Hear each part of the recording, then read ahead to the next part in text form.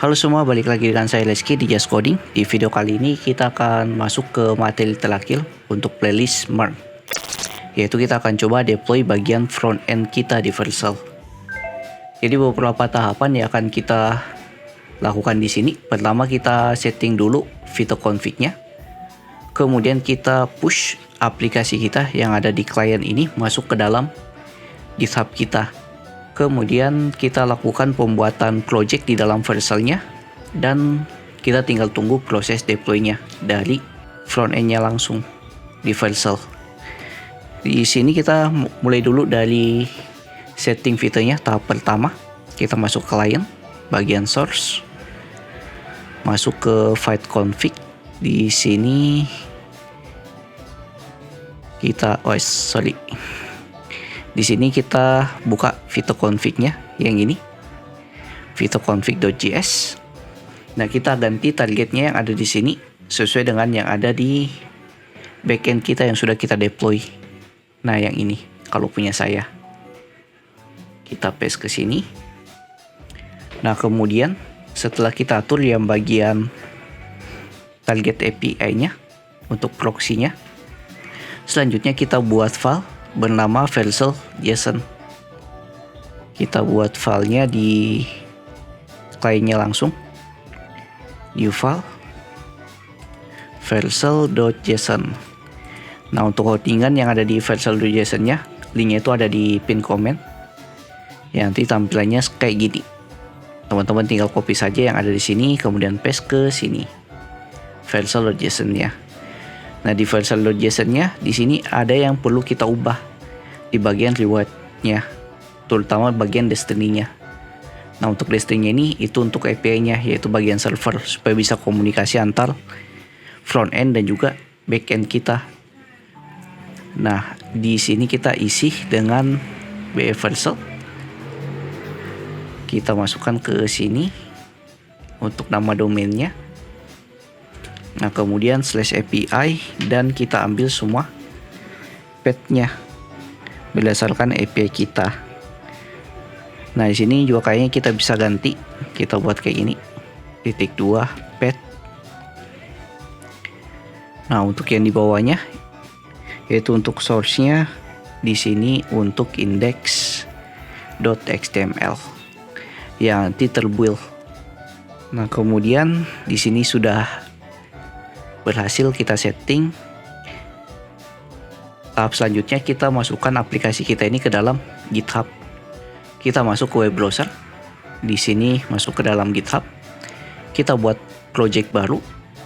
Nah, kita sebut saja namanya MERN FA e-commerce. Seperti ini. Nah, di repositorinya kita buat private saja. Dan kita buat repositorinya, create repository. Nah, setelah terbuat, kita tinggal lakukan fungsinya ini di dalam folder client kita. Kita bisa copy, kita masukkan dulu ke dalam notepad. Dan kita ganti yang git add-nya ini, jangan git add readme tapi git add spasi titik. Kita tinggal copy yang ada di sini lagi. Kemudian kita buka terminal. Nah, di sini kita cd bagian folder kliennya dulu. Berarti sini cd client. Nah, di sini kenapa kita masuknya ke folder client, kenapa tidak langsung di e-commerce? Karena kalau di e-commerce itu sudah ada bagian server yang sudah terhubung dengan repository lain. Jadi kita buat di sini ke cd clientnya untuk buat repository untuk folder kliennya ini. Kita tinggal paste di sini, kemudian enter.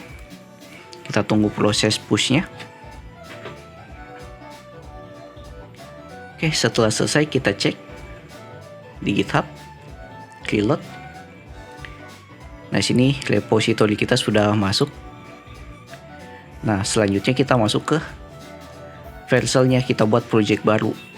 Nah, sebelum kita buat project baru, di backend-nya itu ada sedikit perubahan, terutama di bagian environment-nya.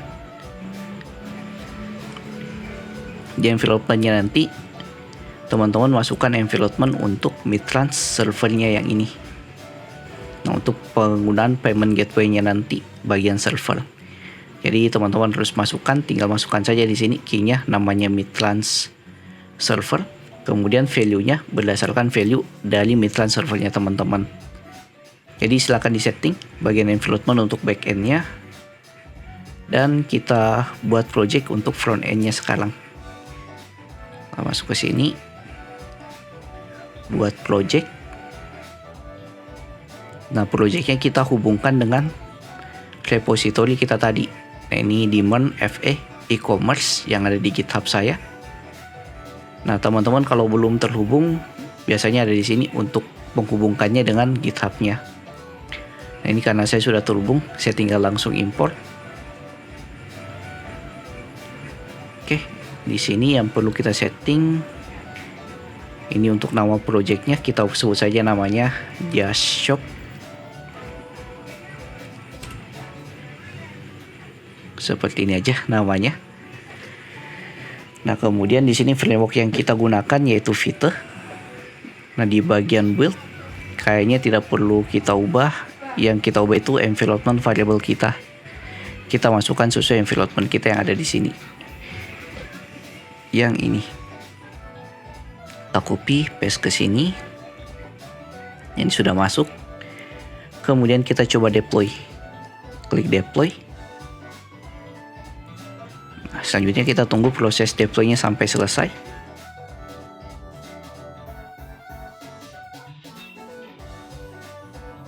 Oke, proses deploy-nya sudah selesai. Dan kita berhasil untuk melakukan deploy bagian front end kita atau kliennya. Kita coba cek dia tampil atau tidak. Kita buka di dashboard-nya langsung. Kita klik yang domainnya ini. Klik. Oke, data kita masuk dan datanya ini itu sudah terkoneksi dengan server kita atau backend kita yang sudah kita deploy. Jadi tidak menggunakan local host lagi untuk mengakses database-nya atau servernya dan juga untuk menjalankan aplikasi dari front end kita. Dan ini juga sudah masuk ke dalam domainnya. Nah, ini kita coba login pakai user Tony dengan password 1 sampai 8. Ini login berhasil, loginnya berhasil. Kita cek bagian order. Nah, datanya juga sama dengan yang ada di lokal.